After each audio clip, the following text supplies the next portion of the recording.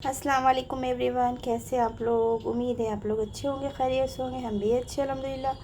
तो आज हम आपको इतना बढ़िया सा जो है हल्दी वाला गोश्त बनाकर दिखाएंगे कि बहुत ही मज़ेदार लगता है ये, और बनाना बहुत आसान है। आप सिर्फ 3-4 घंटों में ये गोश्त बनाकर तैयार कर सकते हैं। तो इसके लिए हमने 700 ग्राम गोश्त ले लिया, बकरे का मटन है। इसको धो के साफ़ कर लिया है।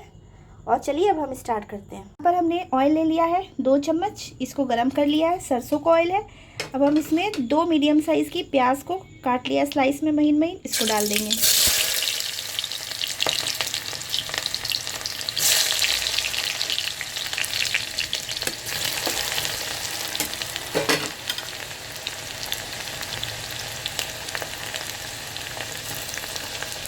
तो प्याज को हम लाल करेंगे, ब्राउन चलाते हुए। प्याज हमारी ब्राउन हो रही है। बहुत ही आराम से आप धीमी धीमी आंच पर प्याज को आधे घंटे तक ब्राउन करिए। बहुत अच्छी ब्राउन होगी आधे घंटे में। यहाँ प्याज देखिए ब्राउन हो चुकी है। अब हम इसमें मटन ऐड कर देंगे।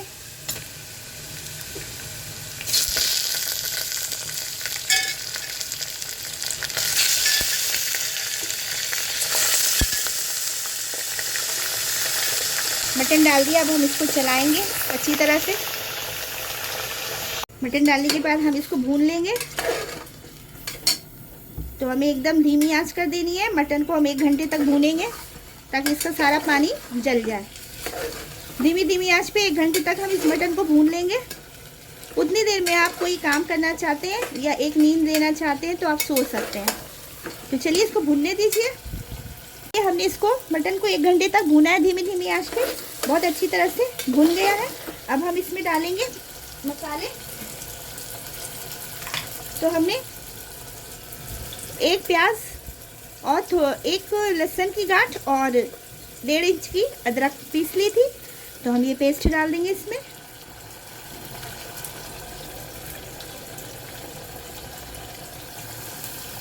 जग में पानी डाल के वो भी डाल देंगे। यहाँ पर हमने अदरक लहसुन प्याज का पेस्ट डाल दिया है इसमें मटन में।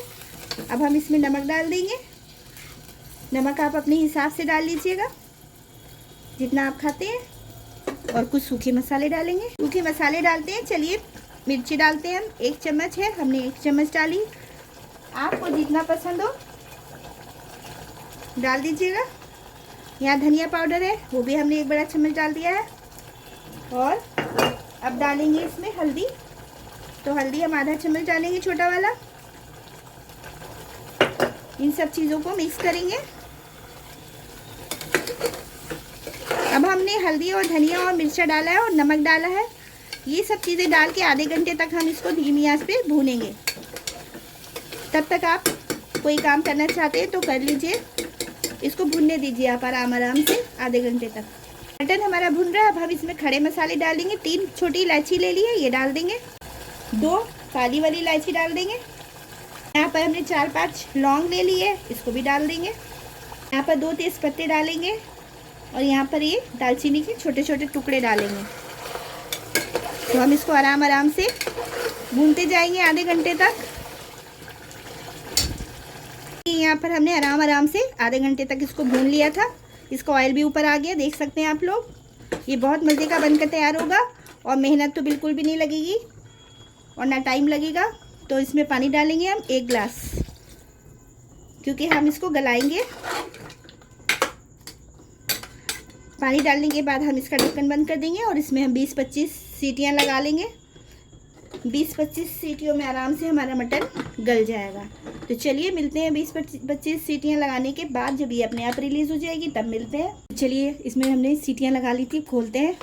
प्रेशर निकल चुका है और अब हम इसको चेक करेंगे। पहले तो हम गैस ऑन कर देते हैं।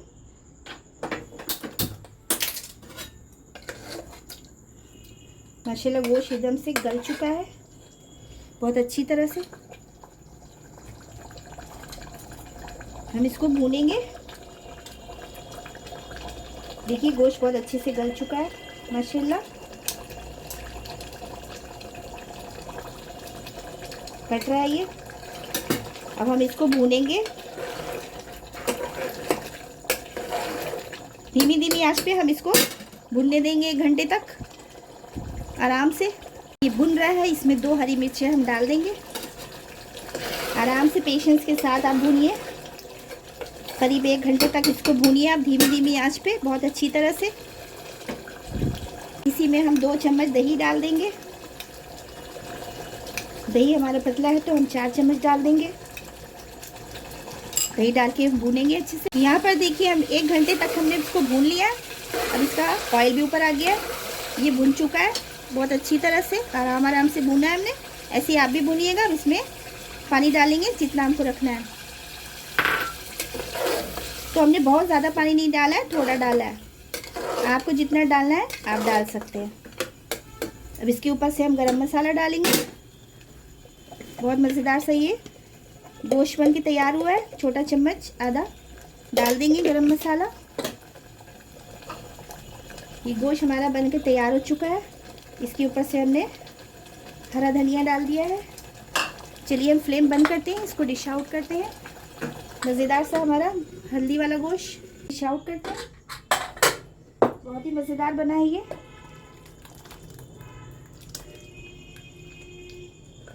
बहुत कम टाइम में बनकर तैयार होता है, ज़्यादा टाइम नहीं लगता है इसको बनने में। बस आराम से पकाइए, ज़्यादा परेशानी भी नहीं होती है और ये खाने में बहुत जायके वाला होता है। तो कैसी लगी आपको रेसिपी?